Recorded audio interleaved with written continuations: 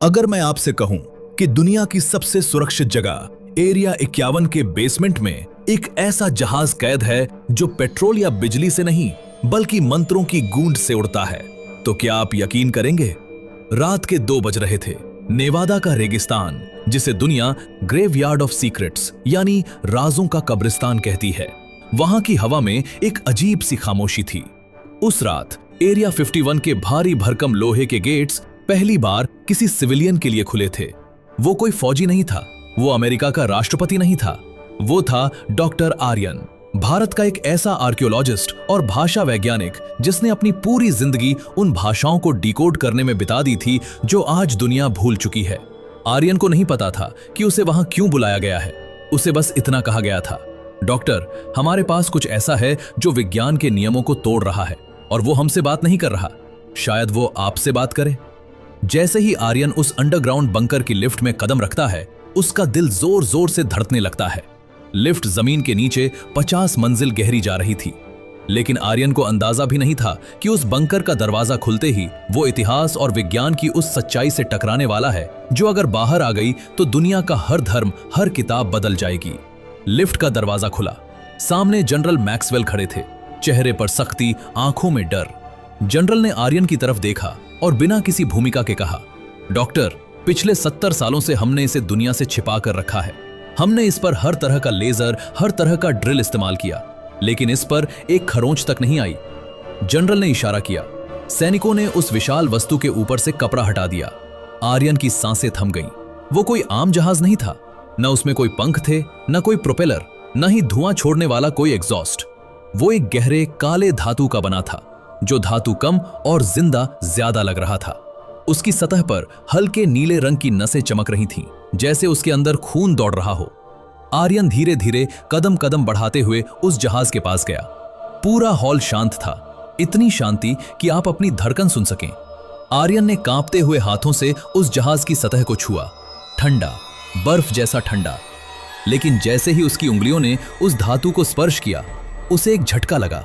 बिजली का झटका नहीं, बल्कि भावनाओं का झटका। आर्यन को अपने दिमाग में एक आवाज सुनाई दी, कोई शब्द नहीं, बस एक गूंज। उसे ऐसा लगा जैसे वो जहाज रो रहा है। जनरल ने पीछे से कहा, डॉक्टर, ये एलियंस का जहाज है, हमें बस ये जानना है कि ये स्टार्ट कैसे होता है, इसका ईंधन कहां डलता है। आर्यन हंसा, एक दर्द भरी व्यंग्य वाली हंसी। उसने पलटकर जनरल की आंखों में देखा और कहा, जनरल, आप गलत जगह ढूंढ रहे हैं। ये जहाज एलियंस का नहीं है और ना ही ये पेट्रोल या यूरेनियम से चलता है। आर्यन ने अपनी उंगली उस जहाज के निचले हिस्से पर बनी एक बारीक नक्काशी पर रखी। वहां कुछ लिखा था।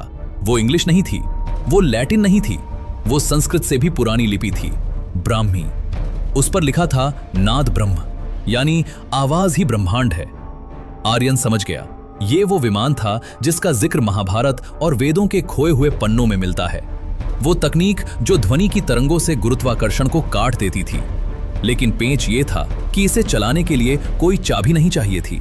इसे चलाने के लिए एक शुद्ध चेतना और एक खास ध्वनि चाहिए थी। जनरल मैक्सवेल का सब्र टूट रहा था। डॉक्टर, अगर आपने इसे चालू नहीं किया तो हम इसे बम से उड़ाकर इसके टुकड़ों की जांच करेंगे। आर्यन जानता था कि अगर हथौड़ा या बम इस पर चला तो इसके अंदर कैद ऊर्जा पूरे अमेरिका को राख बना सकती है। आर्यन ने अपनी आंखें बंद कर ली। उसने उस मशीन को एक मशीन की तरह नहीं, बल्कि एक देवता की तरह महसूस किया। उसने महसूस किया कि यह जहाज हजारों साल पहले अपने पायलट से बिछड़ गया था। यह अकेला था, कैद था।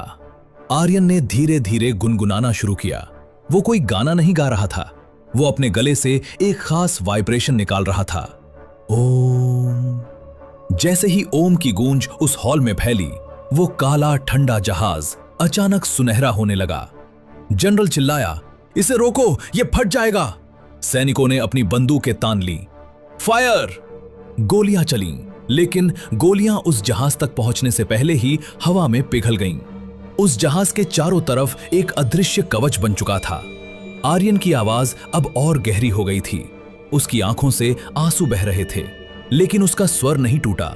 वो जहाज अब जमीन छोड़ चुका था। वो हवा में तैर रहा था, बिना किसी शोर के, बिना किसी धुएं के। उस पल आर्यन का दिमाग उस जहाज के सिस्टम से जुड़ गया और उसने देखा वो दृश्य जो 5000 साल पहले हुआ था। उसे दिखा कुरुक्षेत्र जैसा युद्ध। उसे दिखी वो तबाही जो तब आई थी जब इंसान ने लालच में आकर इस ताकत का गलत इस्तेमाल किया था। आर्यन को उस जहाज ने एक चॉइस दी, मुझे यहां से ले चलो या मुझे हमेशा के लिए शांत कर दो। अगर आर्यन उसे लेकर भागता तो पूरी दुनिया की सेना उसके पीछे लग जाती, तीसरा विश्व युद्ध छिड़ जाता। और अगर वो उसे अमेरिकियों के हाथ छोड़ देता तो वो इसे हथियार बना लेते। आर्यन ने एक फैसला लिया, एक ऐसा फैसला जो एक सच्चा रक्षक ही ले सकता है। उसने उस वाइब्रेशन की फ्रीक्वेंसी बदल दी। उसने जागृत करने वाला मंत्र रोक दिया और विसर्जन वाला मंत्र शुरू किया। जहाज की सुनहरी रोशनी अचानक सफेद हो गई, इतनी चमकदार कि किसी को कुछ दिखाई नहीं दे रहा था। एक तेज आवाज आई जैसे कांच टूटता है। जब रोशनी कम हुई तो वहां कोई जहाज नहीं था, वहां सिर्फ ढेर सारी राख पड़ी थी। और उस राख के बीच में एक छोटा सा शिवलिंग जैसा पत्थर, वो प्राचीन विमान जो हजारों साल से समय को मात दे रहा था, उसने खुद को नष्ट कर लिया, क्योंकि उसे पता था कि कलयुग के इंसान अभी इस ज्ञान के लायक नहीं हैं। जनरल मैक्सवेल चिल्लाते रहे, आर्यन को गिरफ्तार करने का आदेश दिया, लेकिन आर्यन के चेहरे पर एक सुकून था। उसने विज्ञान को नहीं, मर्यादा को चुना था। उस दिन एरिया 51 के रिकॉर्ड्स में लिखा गया, प्रोजेक्ट विमाना फेल्ड। लेकिन आर्यन जानता था कि वो फेल नहीं हुआ, वो पास हो गया था। दोस्तों, हमारे पूर्वज जानते थे कि उड़ना बड़ी बात नहीं है, लेकिन जमीन पर पैर जमाए रखना और अपनी ताकतों का सही इस्तेमाल करना असली विज्ञान है। शायद आज भी कहीं किसी पर्वत की गुफा में या समुद्र की गहराई में ऐसे कई जहाज सो रहे हैं, उस वक्त का इंतजार कर रहे हैं जब इंसान लालच छोड़कर इंसान बनेगा। अगर इस कहानी ने आपके रोंगटे खड़े किए हैं और आप महसूस कर पाएं उस प्राचीन शक्ति को, तो हमारे चैनल कहानी यात्रा को अभी सब्सक्राइब करें, क्योंकि यहाँ हम कहानियां सुनाते नहीं, महसूस करवाते हैं।